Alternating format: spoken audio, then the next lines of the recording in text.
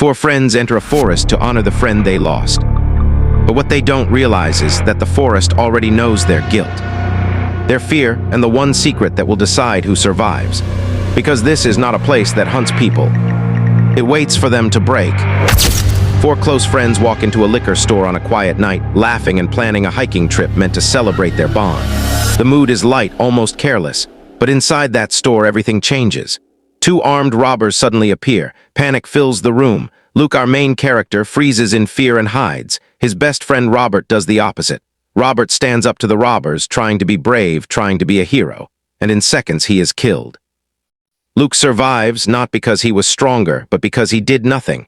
That moment burns itself into his mind forever. Months later, guilt still hangs over Luke like a shadow. The surviving friends decide to go on the hiking trip anyway, traveling to the mountains of Sweden to honor Robert's memory. But this trip isn't healing anything. Old resentment surfaces quickly. Subtle blame is thrown at Luke. Words aren't said directly, but they don't need to be. Everyone feels it. Luke knows it. He lived while Robert died. As they hike, one friend injures his knee, slowing the group down.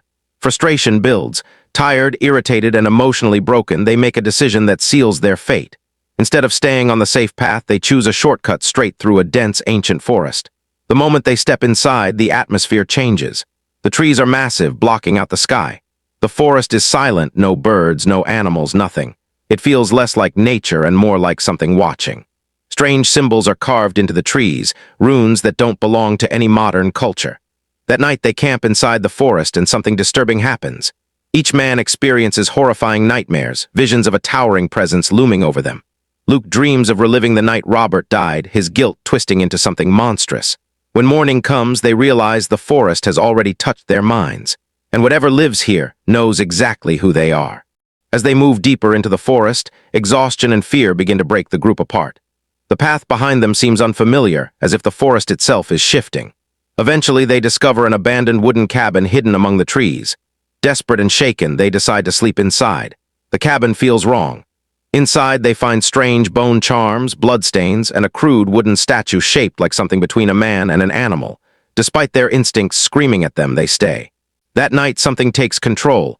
Luke wakes up to a horrifying sight, his friends standing around the statue, bowing, praying to it in their sleep. None of them remember doing it. Whatever presence haunts this forest is no longer observing. It's influencing them. The next day, the forest turns openly hostile. One of the men suddenly disappears without a sound. Panic explodes. They hear heavy footsteps, snapping branches, something massive moving just out of sight. The missing friend is later found brutally killed, his body twisted and arranged like a ritual offering. This confirms the truth. This is not an animal attack. They are being hunted. Fear consumes them, but something becomes clear. The creature focuses most intensely on Luke. He sees it watching him, towering between the trees. The reason is simple. Fear and guilt make Luke vulnerable. The forest feeds on weakness.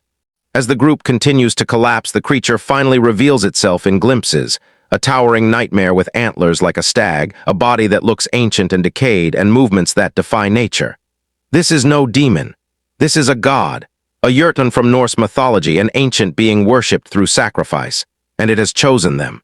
One by one, the friends are killed or taken until Luke is left alone.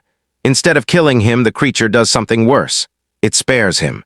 Luke wakes up imprisoned inside another cabin, surrounded by people who look human but feel completely wrong.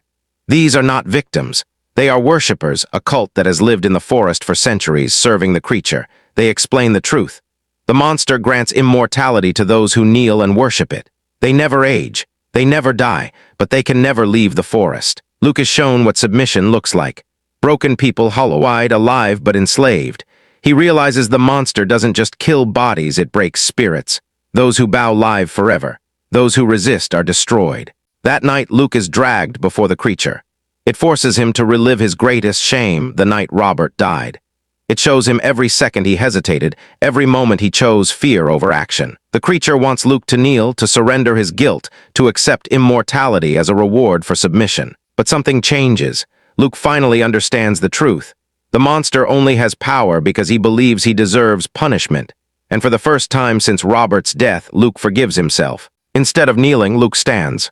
The creature roars in rage. The cult panics. Luke fights back, setting the cabin on fire. Flames spread quickly, consuming the worshippers and destroying the place of ritual. Luke runs through the forest as the creature chases him, furious and wounded. Trees fall.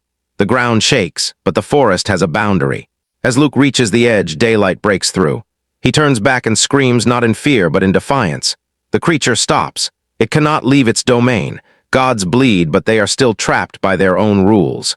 Luke walks out of the forest alone. He is injured, traumatized, and forever changed, but alive. Behind him, the creature retreats into the darkness, its reign unbroken, waiting for the next lost souls foolish enough to enter its territory. The forest keeps its god. The meaning of the ritual becomes clear. This was never just a survival story. It was a test. The monster represents fear, guilt, and the lies we tell ourselves when we believe we're weak. The people who survived for centuries didn't win, they surrendered. Luke survived because he finally chose courage.